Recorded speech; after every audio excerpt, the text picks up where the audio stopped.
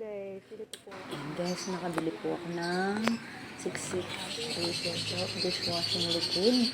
And po, dissolves. At least is 10 minutes. Meron na po ngayon pang hukas ng plato. Yan po, ito po yung nabili ko sa Shopee. Yan po. Lagyan po ng 14 liter ng water. Naghanda po tayo ng malinis na tubig. Ay, malinis na balde. At pang stirrer. At meron po akong pitchel na pang sukat ng tubig. Ayan. Ito po siyang malinis na tubig. Yung top water. Ayan po, buksan natin ang ating mahiwagas. Ayan po. Lalagyan natin sa water. Isang kamay lang po. Ang gamit. Ang hirapan po ako dyan, guys. Bukas po lahat niya. Lahat. So, pag nabukas na po na dyan natin, let's go. Start po natin siya. Hanggang ito lang.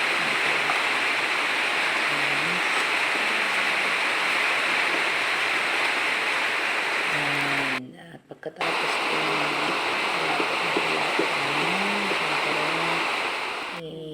i-ready po natin yan o isa-set-aside po natin siya yung 24 hours.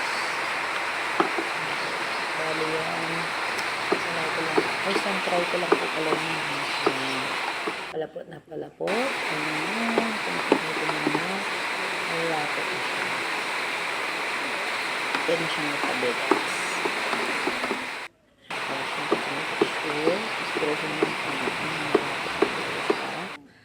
Dahil sabi nga 10 minutes, kaya tangang 10 minutes, so meron ng magandang result. Amen. So yun guys, bili na po kayo ng sarili ng dishwashing to yourself. Yan, 6. Ayan. So, mahirapan na po. Tatakpan na po natin yan.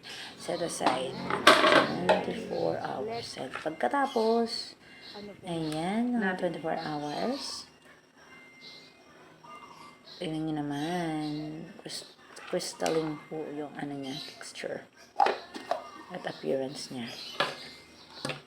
At saka isasalin ko na po yan sa ating reusable, recycled na nilinis na bottle. Tingnan naman, guys. Pwede po siyang pangbenta. Yan, ibenta niyo po siya ng 35 per liter. Yan. Hindi na siya lugi dyan, guys, kasi napakaganda po yan. Later, titignan natin kung paano kaganda ng aking na-mix. Okay na. Ini na subukan natin yung tapos po ginawa natin kung maganda siya. Ito yung pinanggamitan natin. Yan guys. Pinagprituhan ng mantika. Soba-soba lang siya. Yan guys, kukunin ko lang yan. Kasi siya po sa aming lababong. So hindi siya ganun bulayan na. Ka-ready. Mabango yun. Diba? Napakabulang niya. Isang ngayon. Mabango pa yan, guys, ha? Napakabango. Ayan. Try natin. Diba? Bula-bula na, guys. Ayan.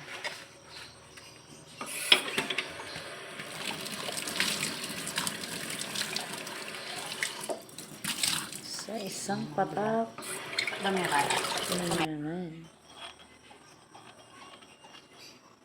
Very crystalline ang ating diba? Galing. Try pa natin sa plastic.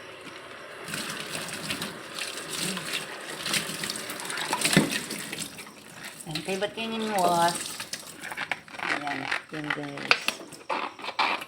Tingnan natin how it works siya sa plastic okay container.